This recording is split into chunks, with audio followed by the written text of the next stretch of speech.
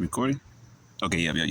All right, yep. Shalom, Yasharala Shalom, giving all praises and glory to our power, Yahweh, Bahashem, Yahweh Shah, Bahashem, Racha, HaKodash. Double honors to the apostles, the bishops, and the elders, a great millstone. Peace and blessings to the whole elect of the tabernacles of David scattered throughout the four corners of the earth. Wherever you may be, to you I say Shalom, Yasharala Shalom. All right, I'm going to share with you one of my books that I have here, which I've mentioned before, not as of late.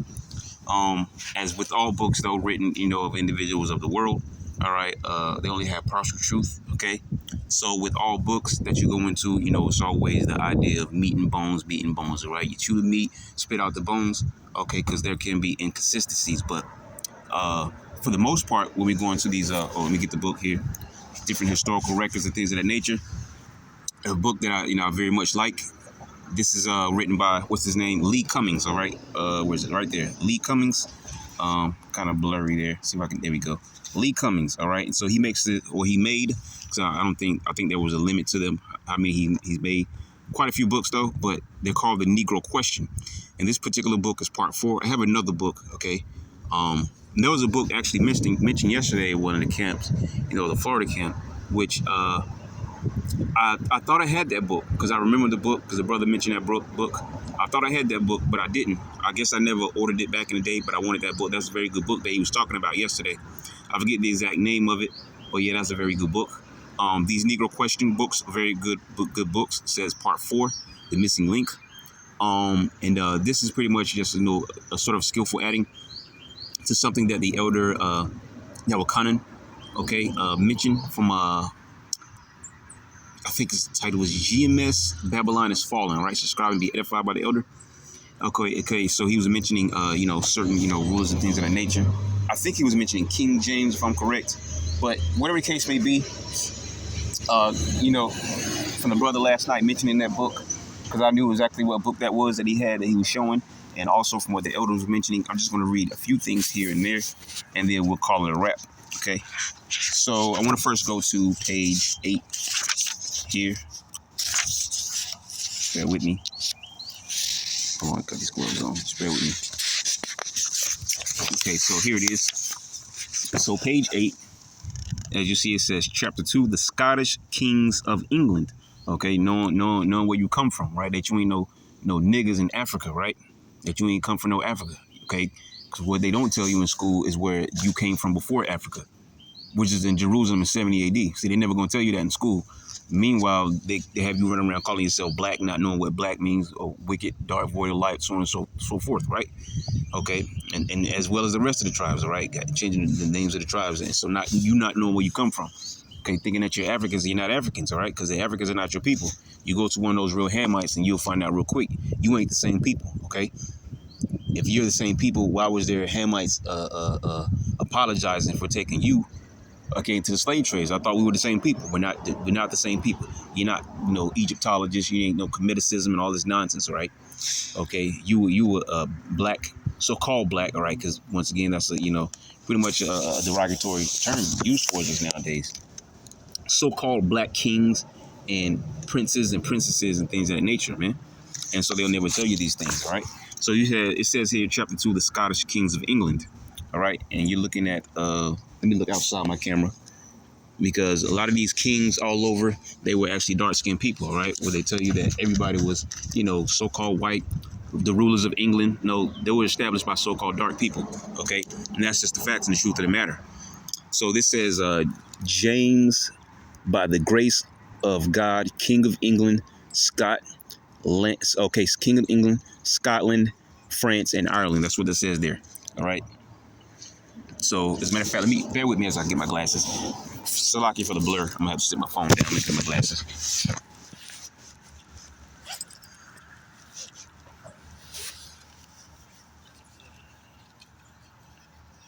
All right, so like I was saying, a lot of these individuals, a lot of these different places that were founded, they were founded by, dark-skinned individuals, man, not so-called white people like you've been told, all right? And we're reading right here, Scottish Kings of England, okay? So it says image location, New College Library, Edinburgh, UK. All right. So it says, I'm gonna try to get this on the camera, but I'm gonna try to read outside because it's kind of hard to read through the camera. So, Lord will, you can see it because I'm looking around the camera.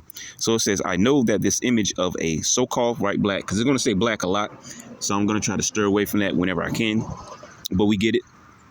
So it says, I know that this image of a so-called black King James, all right, can be a little confusing because of your Western education. There you go. Of your Western education. You see, that this is the truth that is known by the rich and the elite in the world, which are who?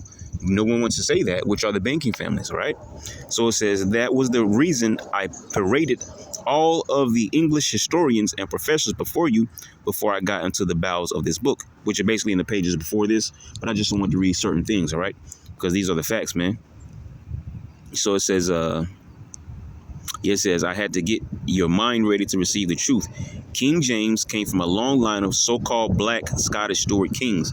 Okay, and a lot of these places, like I said before, were so-called dark, skinny individuals, all right? Not so-called white people like you've been told, okay? England was not established by so-called white people, okay? It's Scots, Germans, Irish, right? Okay, but let's keep reading. So it says, King James came from a long line of so-called black Scottish Stuart kings. 343 years of, and there's a particular picture in here that I want to really show you. It's really why I really wanted to go back into this book, but we'll get there. It says 343 years of rulership in Scotland, right? 343 years of rulership in Scotland. The Stuarts not only ruled in Scotland, they ruled France, Spain, Ireland, and England, Britain, Wales. King James was able to rule all of these lands because all these people were of Iberian. All right, that ring a bell? Iberian, okay? Going back to the word Iber, okay? It says a so-called black descent.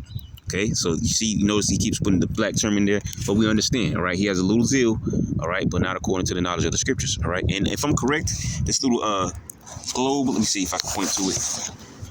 Straight on my camera if I can. So this little like globe looking thing, that's supposed to symbolize world rulership, if I'm correct. Okay, I think I looked into that once before, and you'll see this again pop up, in another relief. All right, later on. So let's keep reading. It says they were the same people, right? If you look at the ball, oh yeah, there it is right here. Yep. I thought it was later on in the book, but here we go. You see, there it is right there. You see, I was right. You see, so let's read it. It says, if you look at the ball in his hands, which is what I just showed you, I thought it was later in the book, but there's another relief that I want to show you that shows the same thing. All right, so it says, if you look at the ball in his hands, see if I can clear that up for you. There you go. It says it represents world rulership, you see? And there was only one other group of world leaders who used this type of symbolism, and they were the Byzantine Roman emperors. But what they don't tell you, there was an Eastern Rome and a Western Rome. Now, Eastern Rome wasn't perfect, but that was the time of the Byzantine Empire when the Israelites were in rulership. Western Rome was pagan Rome, where the Edomites were in rulership.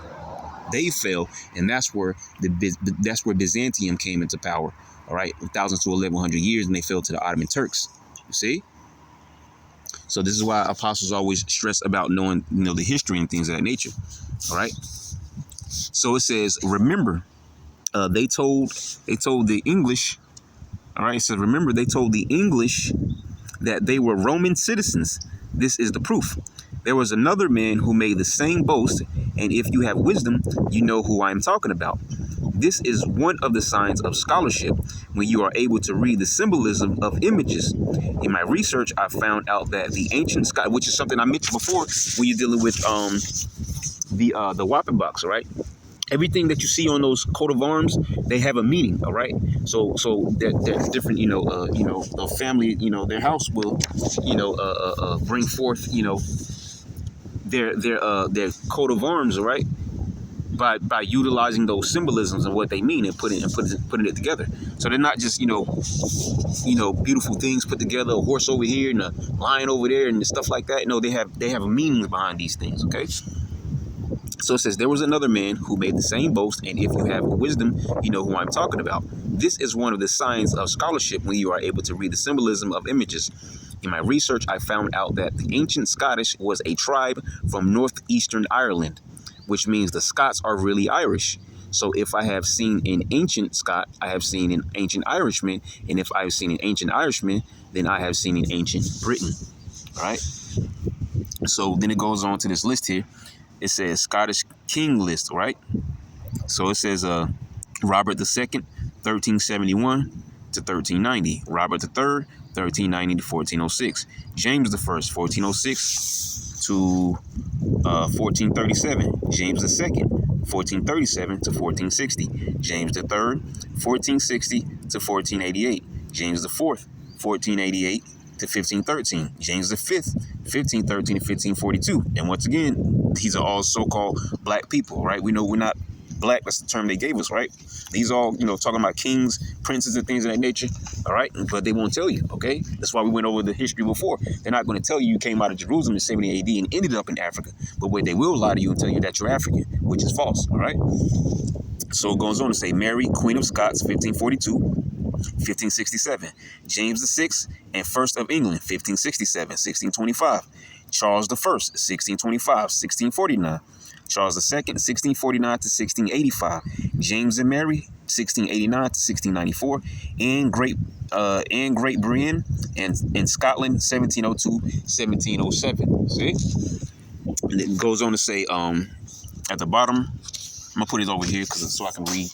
All right. So it says, as you can see from this Scottish king's list, King James I of England was a descendant of the so-called Black Scottish kings, who claimed the thrones of France, Spain, Ireland, England, Britain, Wales, and Scotland. In order to reinforce the testimony of Professor Boyd Dawkins, I have provided you with an image of other Stuart kings of Scotland. Let's turn the page.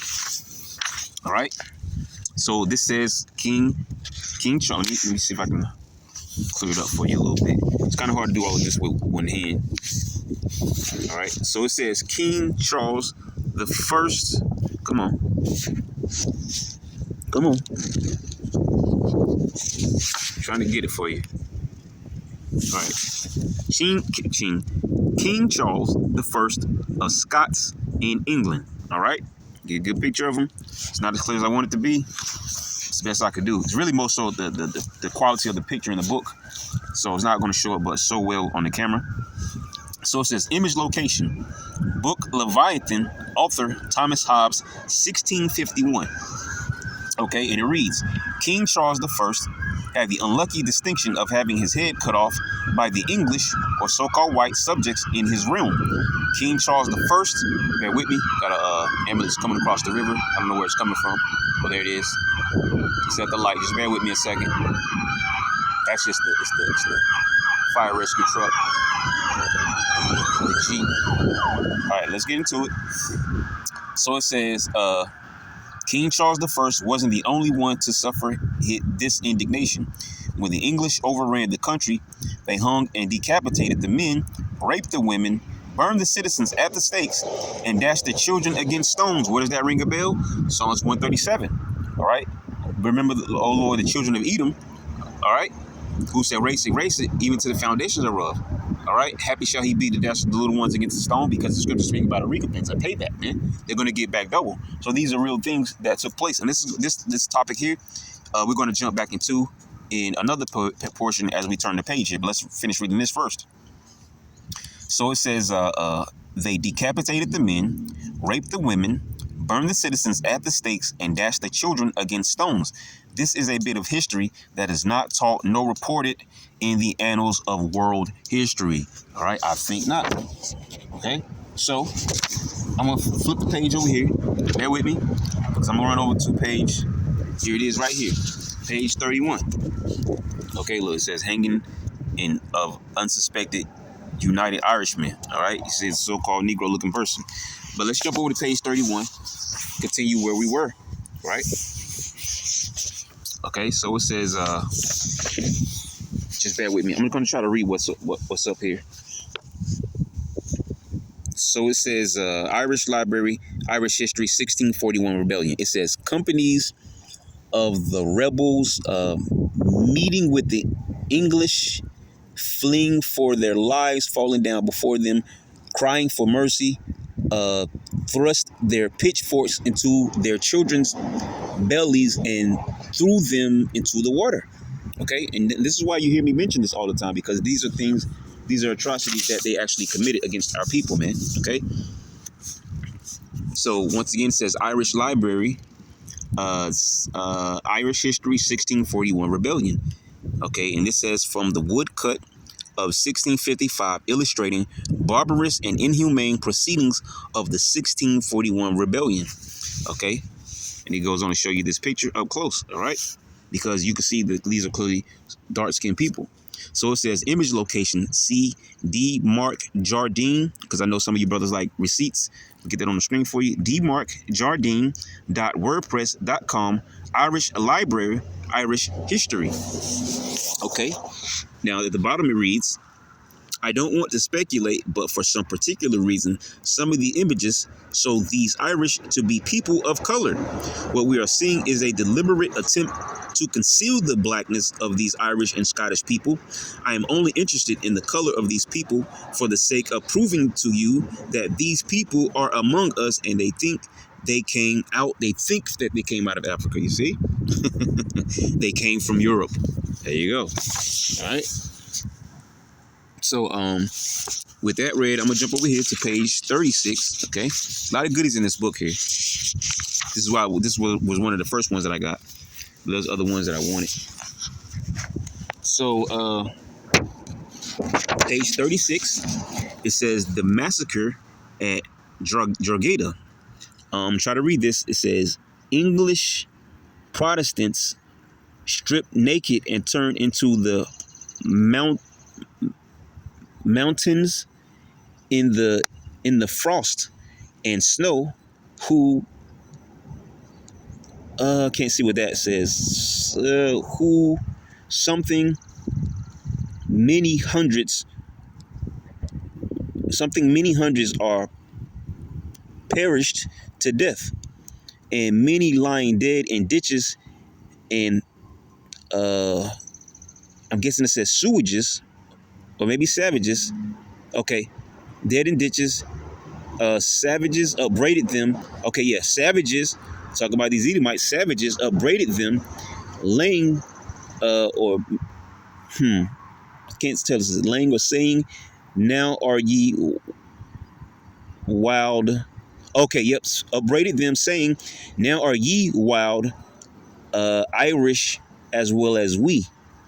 Okay, I think this says Irish. I'm not sure. It's kind of hard to tell. You can see it just looks weird. That ancient writing, and I hate cursive writing. That's not exactly cursive, but it's close enough. I don't write in cursive. I don't like reading cursive. Okay, I can't stand it. Just give me the plain English. No, just messing. Irish History, Irish Library, 1641 Rebellion. All right, so it says this is a scene from the destruction of Drogheda, Ireland, by the English in 1641. They stripped the people naked and drove them into the mountains to freeze to death, but not before uttering a strange statement about the English being wild men. You see, remember the Irish were black in 1600, so they're calling us the wild men, but really they're the wild men and the Moors. All right, that was history between those Germans who were Israelites. They were Moors because the Moors were Israelites. Okay, and the wild man was talking about Esau, Edom. Okay, that's history that has been mentioned multiple times, man, by the apostles on down. Okay, including myself. Okay, and so they stripped them naked, man. Stripped them naked and drove them into the mountains to freeze to death, and then called them wild. Hey, Esau's got a lot to pay for. Here's another picture. It says the English impaled the Irish children and bashed their heads on stone. These are eyewitness accounts. Okay, once again, that's Psalms 137. See, dashing their little ones to pieces on the stones. That's what we're gonna do. Okay, we're gonna be able to exact revenge in righteousness, man. The scriptures say that our hearts shall meditate terror. All right, so here's another heavy read. Let's see if I can read it. It says M. Ford's something rifled. Okay, probably house rifled, and to make her confess where her money lay. They took hot tongs, clapping them to the soles of her feet. Wow. It says, and to the palms of her hands, to so tormented her that with the pain thereof she died. So they put hot tongs and coals, man, and put them on her feet and her hands, and it was so painful, which you can imagine, that she died, man. Look at these devils, man. Who's that, man? You telling me that ain't Esau? Irish history, Ireland Library, 1641 rebellion. It reads, I'll keep that picture on the screen for you. It says, the editorial from that generation shows that they spoke and wrote differently, but you could discern the writing. In modern English, it says, they took hot tongs and tortured this woman to make her confess where her money was. They burned the bottom of her feet and the palms of her hands. It is important that you remember that these crimes are being done to so-called black Irishmen, all right? They're women and children. Going backwards in history is like digging in walls and seeing what the people do in the imagination of their minds. This is part of the history of Europe that the geneticist is missing. That would cause his findings in our generation to make sense. Remember, the Irish were so-called, black. They were dark skinned. They were brown skinned. They were tawny. They were swarthy. My favorite word in 1600. Right. So it's going through and showing you the history here. Okay. Of these devils, man, to us, this is the history atrocities they want to run from. Okay, we all get along. Okay, we can forget about it. It's in the past. All right, you worry about the history. Why you worry about the history, bud? All right, you worry about the past, buddy? Fuck yeah, slacky for my language, man. But come on, man, because the Lord told us to remember these things, man. He's going to bring these things to mind. He's going to expose these devils in the time that we're living in. Let's turn the page. We're going to go over to up to page 40. Then we're going to get some other things. All right. So it says Irish. See if I can. There you go. Irish history, 1641 rebellion, Ireland Library. I'll try to read this for you. It says, I can't get that one out. Sorry, I can't get that one out. But anyways, check out this picture though. Check out what's going on. Let me see if I can clear it up. All right. Clearly, you can see that's a woman. Okay, like some Edomite, soldier men or whoever. Okay, people being tortured. They're butt naked, stripped naked. All right, tortured, raped, and everything. Okay, it says the scribe says that this is great tyranny done to the SR. It's his wife and children.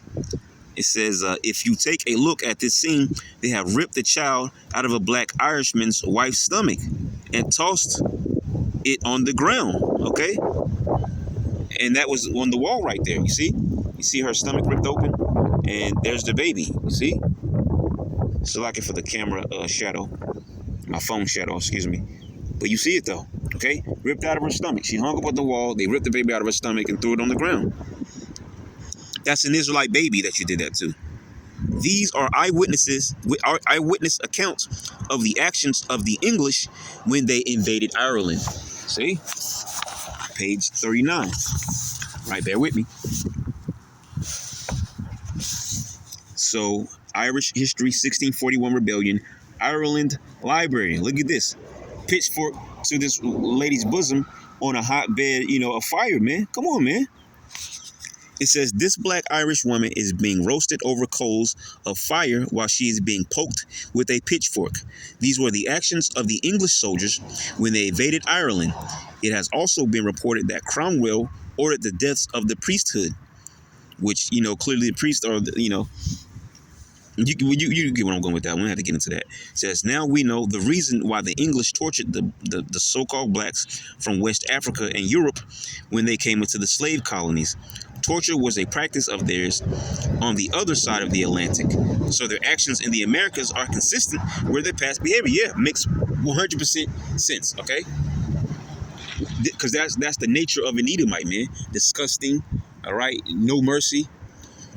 All right, torturous, barbarous, all right? So it says torture was a practice of theirs on the other side of the Atlantic. So the actions in the Americas are consistent with their past behavior. And there's also to invoke fear, man. In fact, they continue to practice torture even in this generation. They taser old men, women and children on the streets of America. They choke, beat and murder unarmed men and women on the streets of America. And to be honest about it, they don't care what color you are. Which, yeah, is the truth, all right? But the majority of those numbers of those things happen to what? Israelites, man. Okay? It says, remember, the Irish were so-called black in 1600. We're going to get the next page. All right, page 40. Okay, this is a book I actually think I have. I've never even looked into it though. It says Popular History of Ireland.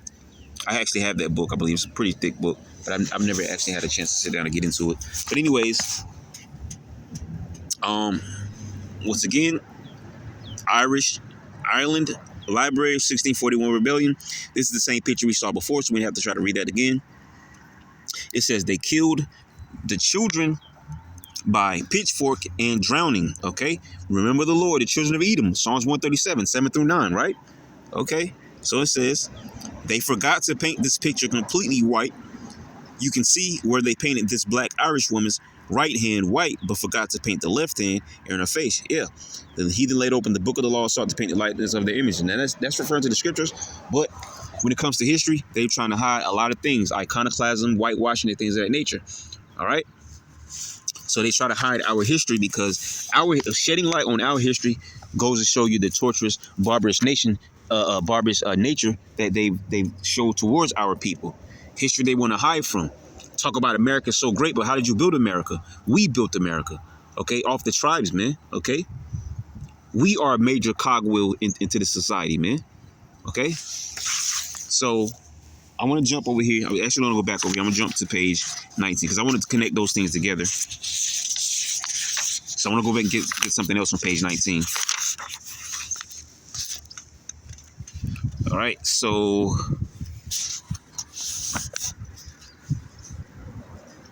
that what I wanted. Okay, yeah, yep. So, and I'm gonna because we could have read from this page here. You see, there's another person there. So, but I want to get here where it says point, right? So it says the kings of Scotland, Ireland, and Britain are calling the Pope and the Catholic institutions Antichrist. It appears that the Jacobites, or Jakes, and the Covenanters were walking in the commandments of the power of Israel. And there's another reason that I say this. When Constantine went to ratify, which Constantine wasn't Jake, he was going off though, which he was doing, okay, merging, that paganism into things, all right? But it says when Constantine went to ratify, which he's in this book, I believe, somewhere. We're not going to get it, though. It says when Constantine went to ratify the Sunday worship law in 323 AD, it has been recorded that the delegates came from around the world. It appears they were trying to compete with the worldwide Sabbath that occurred on the day of Pentecost. Back to Constantine, when he arrived in Nicaea to ratify the change of the Sabbath to Sunday, the only nations that refused to send a delegate or attend was the British Isles. The British Isles were Ireland, Scotland, and Britain or England. All of these nations were black, so-called, until the white English invasion 449 AD, right? Now I'm going to go and get the last thing that I want, which is really what I want to show you, okay? And just bear with me as I flip here. We're going to go over to page 46.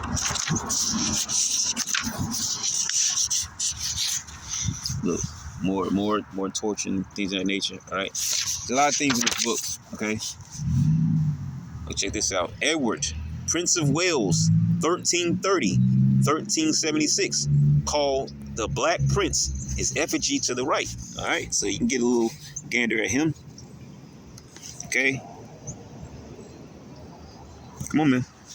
Matter of fact, let's read it real quick. It's short. It says, this Edward, Prince of Wales, if you go back and read Professor Boyd Dawkins' excerpts from the lecture he delivered in the public hall at Collyhurst, Manchester in 1879, you will see where he wrote that the Black Britons were driven into Wales. Also, he is emphatic that the Brits can be found in Wales, Cumberland, Highlands of Scotland, Cornwall, the Devon, and Westmoreland, okay? So, yeah. Here's another image you can check out. See if I can straighten it up for you.